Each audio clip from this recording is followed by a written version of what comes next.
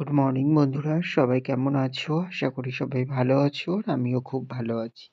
তো দেখো, এখন বাজে হচ্ছে হলো সকাল ৯টা মতো, চলে এসেছি রান্না করতে। তো ওইদিকে ভাত বসিয়ে দিয়েছি, ওইদিকে ছোলার ডাল করব, ওটা সিদ্ধ করা হয়ে গেছে। তো হচ্ছে হলো তোমার এখন রান্না বান্না শুরু হবে। তো এই যে এইদিকে ছোলার ডালটা নামিয়ে নিয়ে তারপরে বেগুন ভাজাগুলো বসিয়ে দিয়েছি। আর এই যে এইদিকে ফুলকপির তরকারি করব আলু দিয়ে, তার জন্য এই যে গরম জল দিয়ে ফুলকপিগুলোকে ভিজিয়ে দিয়েছি। আর এইদিকে দেখো, আমার কিন্তু ছোলার ডালটা পুরোপুরি কমপ্লিট হয়ে গেছে। ওইদিকে ভাতটা হয়ে গেছে, উপর দিয়ে দিয়েছি ভাতটা। তো এখন এই যে বেগুন ভাজাগুলো হয়ে গেছে, এগুলোকে নামিয়ে নেব। তো তারপরে এই যে ফুলকপি আলুর তরকারিটা করে নিয়েছি, কমপ্লিট হয়ে গেছে। এই যে এখন নামিয়ে নেব। তো এখনই মনে পড়ল, তো তার জন্যই একটু হচ্ছে হলো তোমার ভিডিওটা করে নিলাম, ঠিক আছে? আর এইদিকে কটা ফুলকপি রেখে দিলাম। এই যে এখানে ব্যাটার করে নিয়েছি, ফুলকপির বড়া করব কটা, তার জন্যে। তো দেখো, এই যে এই কটা বড়াই করে নিয়েছিলাম। তো বড়াগুলো কমপ্লিট হয়ে গেছে, এখন নামিয়ে নেব। আর এইদিকে এই যে পনির আর কেটে নিয়েছি, পনির আলুর তরকারি হবে তার জন্যেই, ঠিক আছে? তো চলো, বড়াগুলো তো কমপ্লিট হয়ে গেছে। তো বড়াগুলোকে নামিয়ে নিই।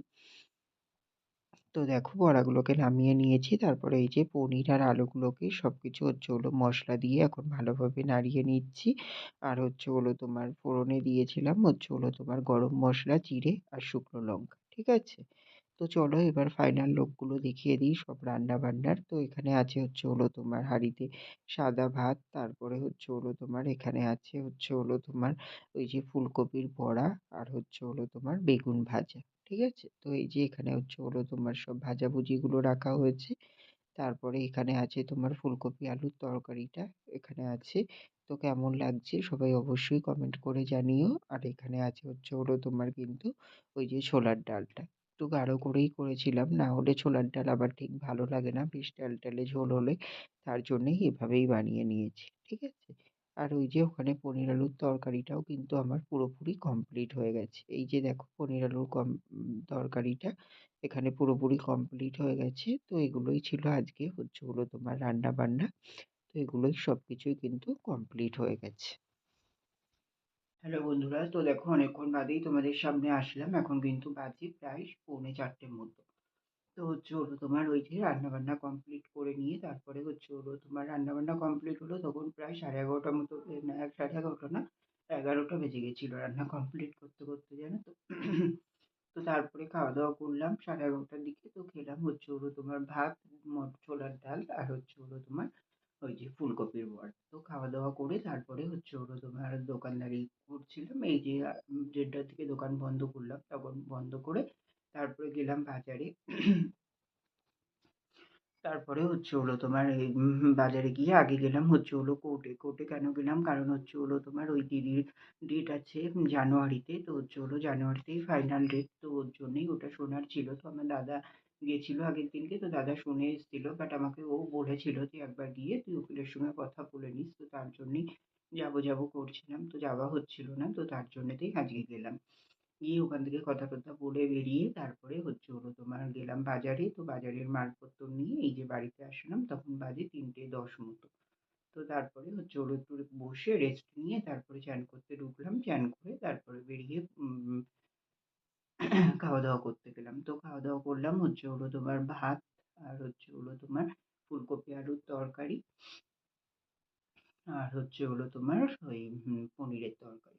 আর ডাল রেখেছিল দিদি, তো ডাল আমি আর খেলাম না। দিদি ডাল দিয়ে খেয়েছে।